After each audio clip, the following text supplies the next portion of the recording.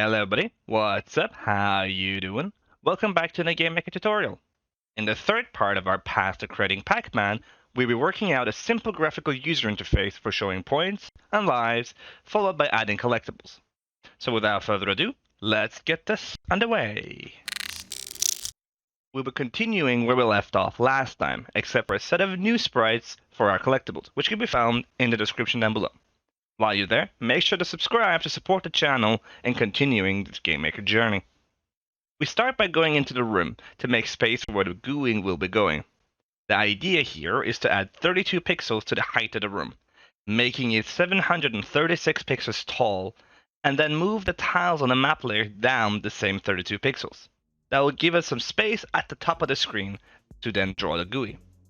You can move a big group of tiles by pressing S to go on select mode, click and drag over the tiles to mark them all, cut by pressing Ctrl X, and then move them down the grid space. You can then click on any of the tiles on the tile set to the right to reset the tile painter. Afterwards, we can close the room and open a player object. It's in here that we'll be working to draw the GUI itself. First, we need to make some variables in the create event, which are how many lives we currently have, the maximum of lives it's possible to have, and the current score points.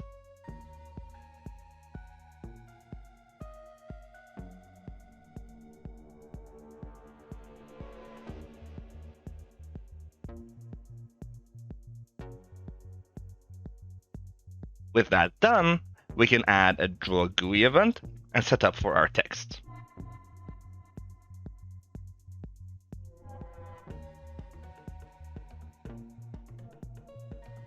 We will need to determine a few things before we start. A font, a draw color, text alignment, and offset from the edges of the screen that we want the text, that is the X offset. For the font, I'll be creating a new font, which will be size 24.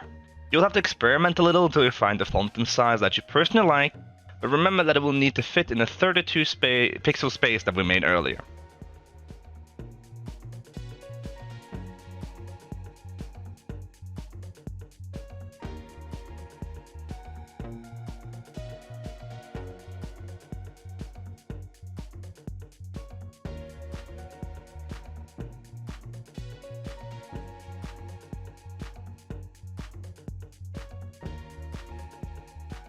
Finally, we can draw the text itself.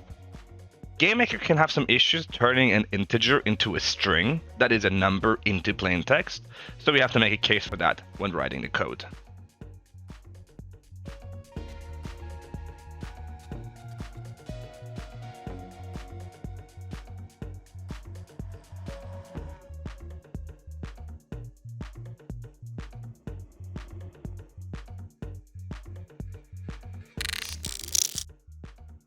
This is where we will be leaving the GUI and the player object and start work on the collectibles themselves. We create a group for these to have them all together, and then create 4 new objects to accompany the 3 sprites that we added at the beginning. A parent object that links all collectibles together. 1 object for the pack dots, 1 for the power pellets, and lastly 1 for the cherry. The parent object makes it easier to work with the collectibles, since they all function in the same way. Pac Man needs to collide with them to gather the points. We'll also add a create event in the parent object, and add a variable that tracks how many points each collectible gives.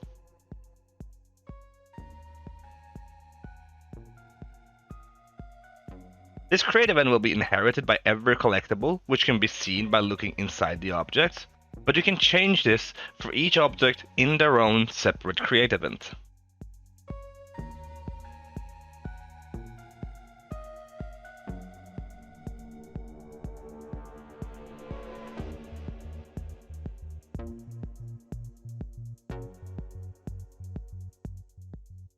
With the objects created, we can now go back into the room to place them around how we like it in the instance layer.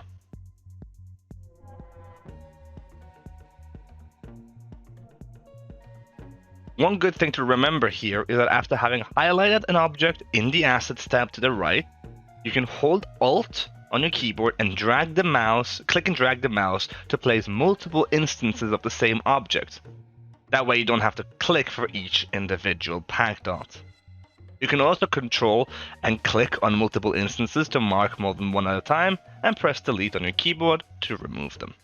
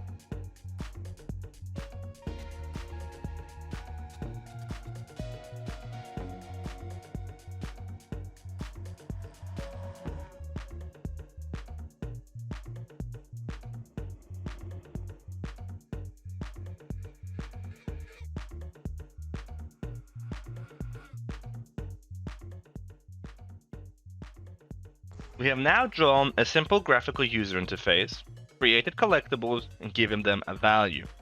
The last remaining thing to do is to set up a collision detection inside the player object so that only one instance runs collision detection code at all times. In the player's step event, we will go all the way down and make a comment.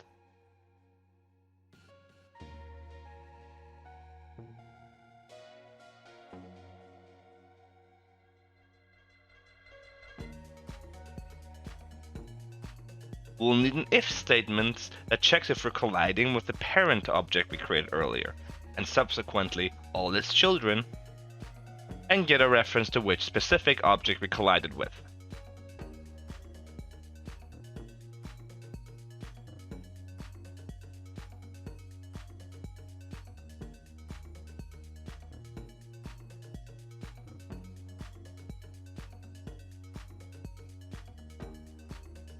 Then, we can go inside that object, add the points to our current score, and then destroy the object.